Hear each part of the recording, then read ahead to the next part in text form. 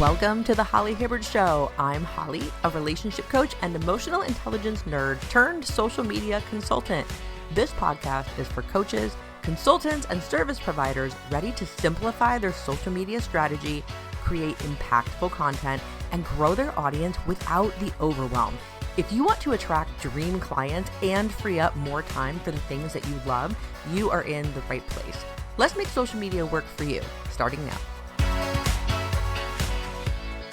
Hey everyone, welcome back to the Holly Hibbard Show. I am so grateful that you are here. I'm Holly Hibbard and I am your host. And today we're going to be talking about what actually counts when it comes to social media content. I talk on this show and on my social media platforms about how to make your content creation process feel simple for you, have it fit your life, the season of your life that you're in, the energy wave that you're going through, depending on how busy or not so busy you are and where your attention is going. But what counts as content? And I bring this up because if you are a person who knows that a great way to promote your business or your service is by putting social media content out there, that probably means that you consume social media content as well. And as you are watching short form video, reels and shorts and oh my goodness, long form videos, YouTubes, TikToks, whatever you are doing, reading people's posts, you probably start to stack up, whether you recognize it or not, an expectation that you place on yourself of this is what content must look like if I am going to be considered a content creator or a person who at least puts content out there to promote their business or their service to attract clients and let people know and like and trust who you are, which leads to purchases. Okay. So let's start to revamp this expectation that we have on ourselves and find something that we can do that feels realistic. Sometimes people have asked me when I've done a lot of leadership coaching and relationship coaching in the past, people say, what do you do when you feel overwhelmed and you feel like it is never enough? And that is a conversation or a mindset that absolutely plays a role when it comes to making your own content to promote your business as well. You might feel like you are consistently behind the eight ball and not making enough content, or maybe you are, but you're not posting enough, or you don't think that your content is quality enough, or you don't feel that you are having enough call to action, but that whole theme of it just isn't enough permeates the journey. So, what I would say to people when I was coaching in relationships, and even now when I coach on leadership strategies and topics there, I share with people how would you redefine what enough is? And this is how we're going to put the power and the control back in your hands, where you feel like you have some say over something. Because the longer that you are a consumer of social media and these unrealistic expectations of what it has to look like keep piling up, that feeling of it's never going to be enough will also become or feel like it is insurmountable as well. And we don't want that. So let's define content here very, very simply.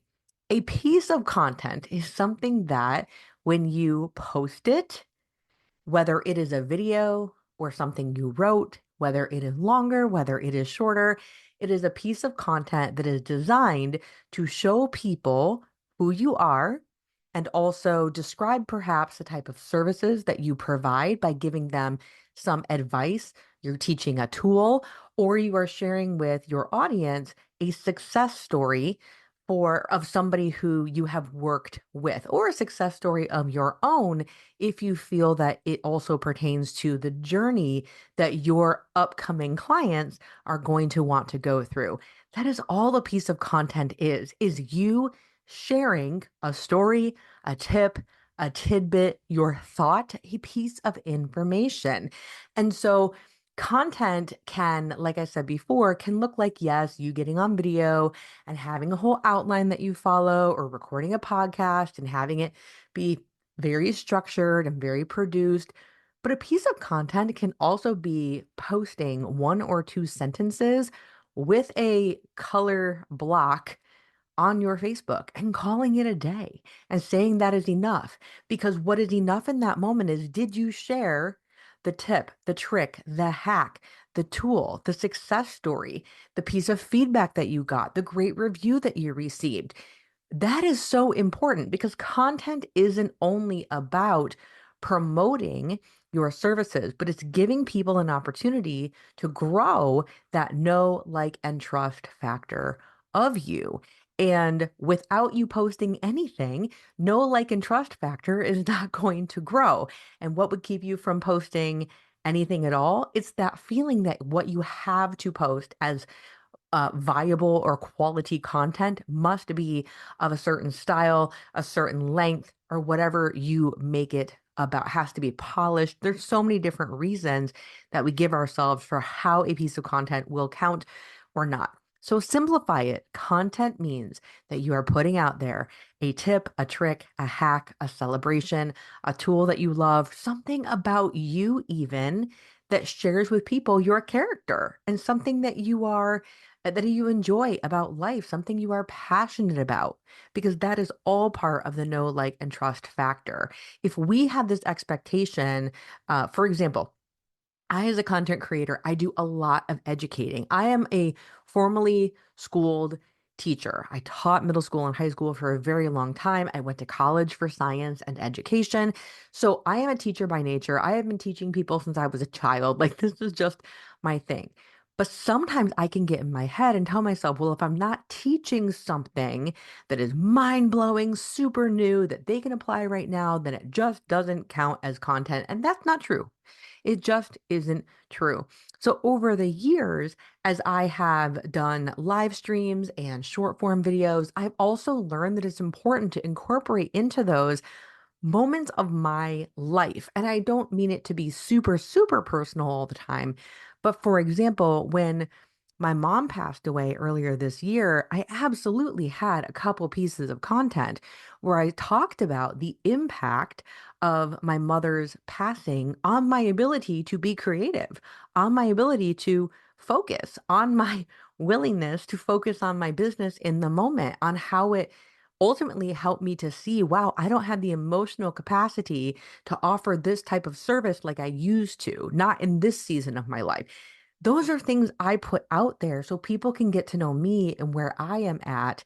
And no, it's not like, what's the word I'm looking for? It's not like a first degree example, like 1 degree away of, okay, I gave you a story and now go buy my stuff.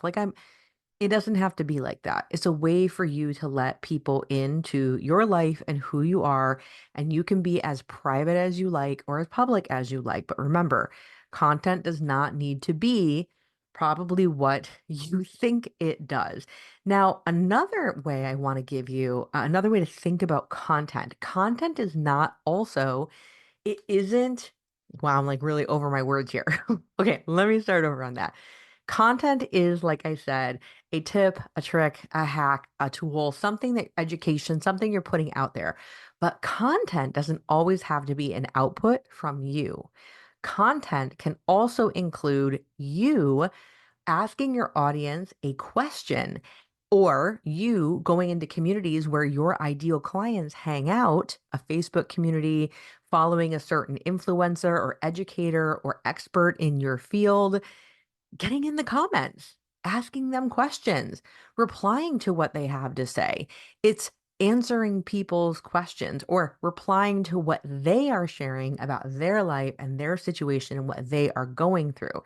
Content doesn't always mean you need to output something.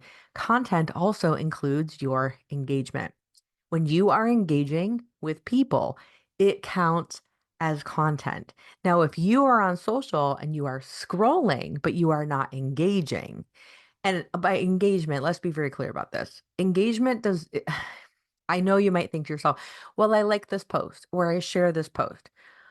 Okay, liking something doesn't really count as engagement. That's super easy. Okay, like it's almost mindless and unintentional at times. Okay, but if you share a piece of content that somebody else created, don't just share it and write a sentence or two on top of it or below it and post it then. Share it with your thought or your take.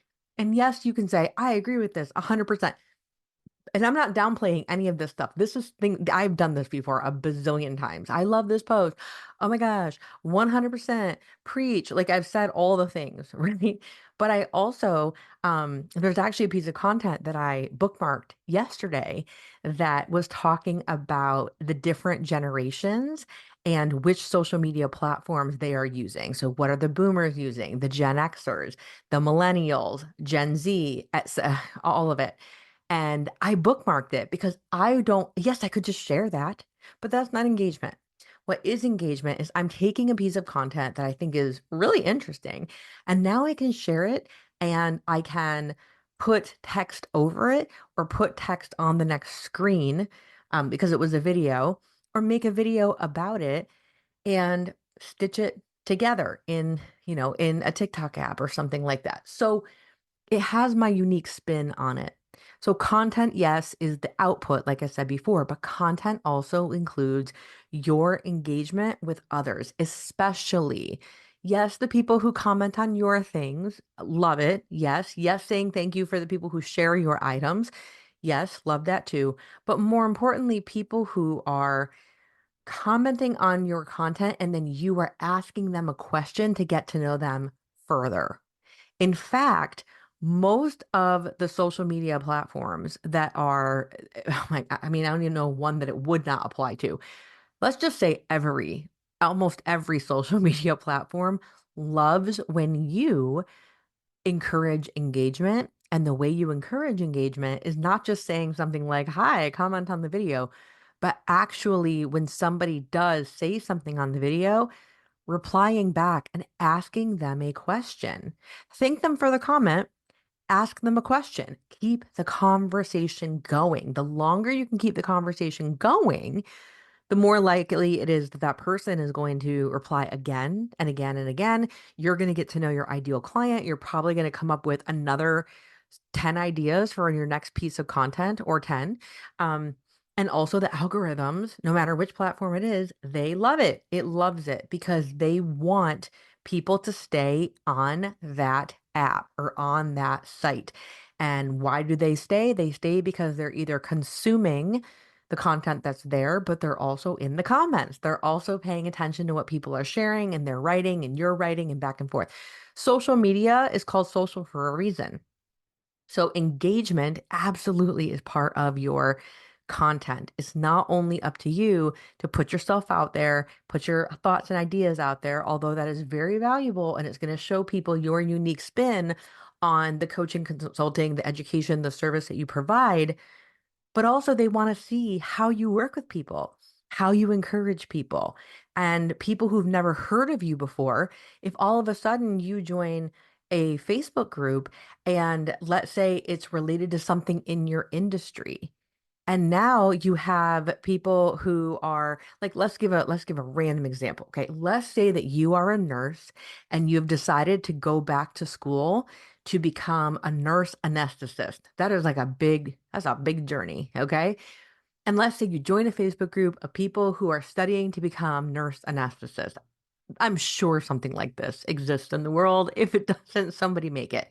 So you go in this Facebook group, and some people are done with their program and they're going through their boards to be officially certified. Some people are just getting started. Some people are on the journey to apply for stuff. But if you are somewhere in that journey, get in the comments, answer people's questions. And then depending on the size of that Facebook group, let's say you want to do some sort of nursing consultancy somewhere. You're in this Facebook group now, and you have the ability to answer people's questions, lend your perspective.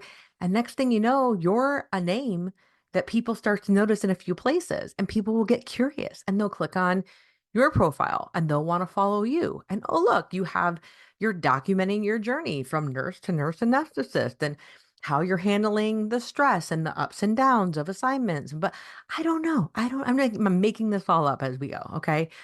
But the engagement piece is absolutely counts as content, absolutely counts as content. So the next time you think to yourself that you have to have a content creation strategy or a plan, which I am an advocate of, okay? I want you to consider, yes, the days of the week, for example, that you're going to put something out there as your own, but what are the moments of your week or your weekend that you are committed to engaging, and count that as enough. Count engaging with other people's content as enough because otherwise, if you think it only has to look one way, it doesn't make you feel multifaceted. It also can really bear down on your energy. And putting content out there that is original and creative, on your own with your own unique lens and thoughts and experience, and I think to be fair, that takes more time, takes more energy than going into communities where your ideal clients hang out on social media and engaging. One takes more time and energy, and one takes some time and energy, but not quite as much. I hope I'm kind of clear with that. The last episode that I did of the show, I did talk about how you have to pay attention to both how much time you have to make content and how much energy you have. So if you have not yet listened to that episode, make sure you go back and listen to that episode. I will try to remember to link it in the show notes so that you'll know what I'm talking about. So point blank, here's the point of today, in case you're missing it and you're like, Holly, what the heck? Content simply means that you are putting out there a tip, a trick, a hack, your own unique spin or perspective, sometimes in a video, sometimes as a sentence, sometimes it doesn't have to be a certain amount for it to be considered quality content. Get your thought out there, get your feeling out there.